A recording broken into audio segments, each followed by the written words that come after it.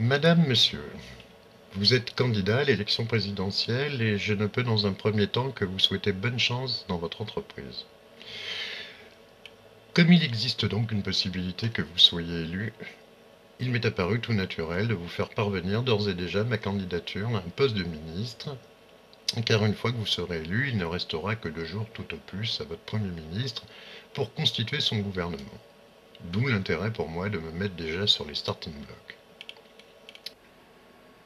Tout d'abord, je dois vous préciser que je suis intermittent du spectacle, donc demandeur d'emploi perpétuel auprès de la NPE.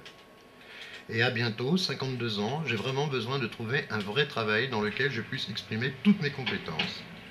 C'est donc pour cela que je postule en priorité pour le poste de ministre de la Culture, voir mon CV ci-joint. Si toutefois ce poste n'était pas disponible, le ministre des Affaires sociales me conviendrait tout autant, et en ce domaine j'ai une très grande expérience, pas moins de 30 années de précarité. Croyez-moi, je sais de quoi je parle. Si demain on propose un poste de ministre, je peux très bien faire comme font ces gens-là, c'est-à-dire, ok, je prends un rôle et je vais essayer de l'assumer du mieux possible pendant la période où on me le propose. Ça peut être aussi vu de cette façon-là. Je pense que c'est pour la majorité des personnalités politiques, sauf qu'elles sont intimement persuadées qu'elles le font bien. Il ne faut pas croire que les artistes ne sont pas capables de gouverner.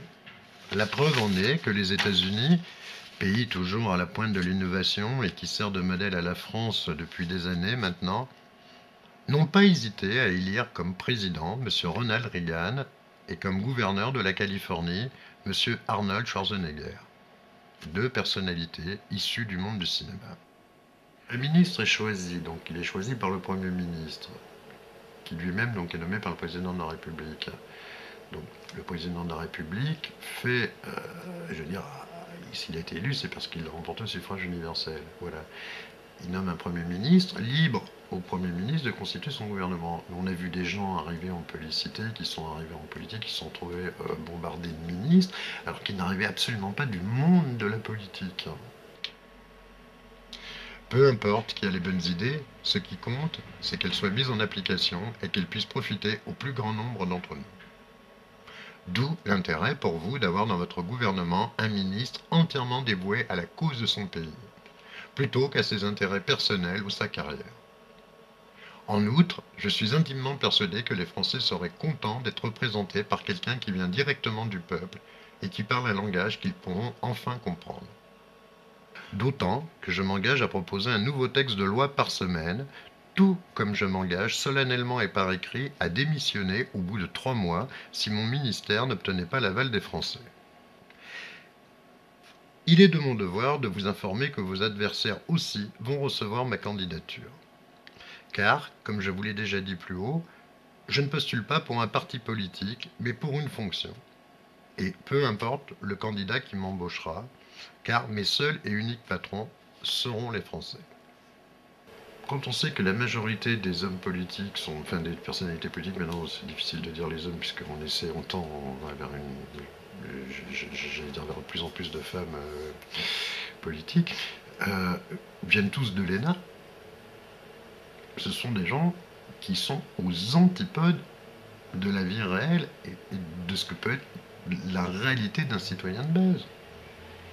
La majorité des ministres ou les grands élus ne connaissent même pas le prix de la baguette. Quelle que soit votre décision, j'espère obtenir une réponse car il est important pour moi de pouvoir justifier auprès des assédiques de mes démarches en matière de recherche d'emploi. Dans l'attente, je vous prie de croire, Madame, Monsieur, en l'expression de mes salutations les plus respectueuses et citoyennes. Gilles Atanassov. Moi, je pense qu'un ministre devrait être entièrement dévoué à sa fonction.